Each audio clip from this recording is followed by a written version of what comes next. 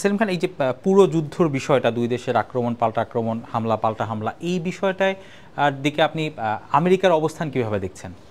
দেন America সবসময় এক পেশে অবস্থানের মধ্যে আছে। আমেরিকা হচ্ছে অন্ধভাবে ইসরায়েলের সমর্থক। সেটা তো সে না, কোনো দেশ হতেই পারে যে সে ইসরায়েলকে সমর্থন করে, ইসরায়েলের অস্তিত্বকে টিকিয়ে রাখতে পারে, টিকিয়ে রাখার জন্য সে পুরোপুরি সমর্থন দিয়েছে প্রথম থেকে। কিন্তু যে গত বছরের 7 অক্টোবর যে ঘটনাটা ঘটেছিল, সেই ঘটনার পর থেকে কিন্তু আপনার হামলা, একের পর হামলা চলে যাচ্ছে। ইসরায়েলকে কিন্তু বারবার আমেরিকা থামানোর চেষ্টা করেছে, কিন্তু থামাতে পারেনি। সর্বশেষ তারা চেয়েছিল যে এই মানে মার্কিন নির্বাচনের আগে অন্তত 3 সপ্তাহ যেন হামাস, ইসরায়েল বা ওদিকে হিজবুল্লাহ একটা ওইখানে যেন যুদ্ধবিরতির পরিবেশ তৈরি হয়। সে তার জন্য কিন্তু আমেরিকার বড় বড় কর্মকর্তারাও আলোচনা চালাচ্ছিলেন। কিন্তু নেতানিয়াহু বুঝে গেছেন যে আমেরিকার এই সেন্টিমেন্ট তার কোনো কাজে আসবে না।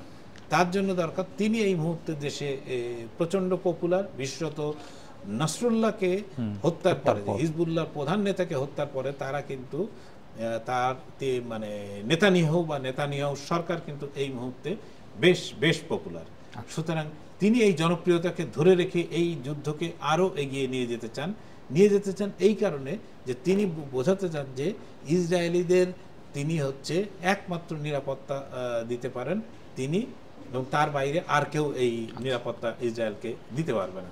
ফলে আমেরিকা যে অবস্থান প্রথম থেকে নিয়েছিল যে ইসরায়েলকে কিন্তু এখনো পর্যন্ত তারা সামরিক, আর্থিক সব ধরনের সহায়তা দিয়ে চলেছে, কিন্তু আবার মুখে বলছে যে তারা এক ধরনের যুদ্ধবিরতি চায়।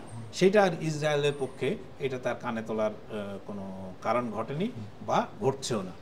আপনি সর্বশেষ দেখেন যে ইসরায়েলের পক্ষ হয়ে কিন্তু আমেরিকার যুদ্ধ বিমান থেকে ইয়েমেনের হুতি অধ্যুষিত এলাকা থেকে গতকাল একইভাবে বোমা হামলা বা ক্ষেপণাস্ত্র হামলা, যেটাই বলি না কেন, সেই হামলা চালানো হয়েছে। কত আমেরিকা যে তাদের মানে পাশে নেই বা সমর্থন, ইসরায়েলের এই ভূমিকাকে সমর্থন করছে না, এটা আদপে একেবারেই সত্য নয়।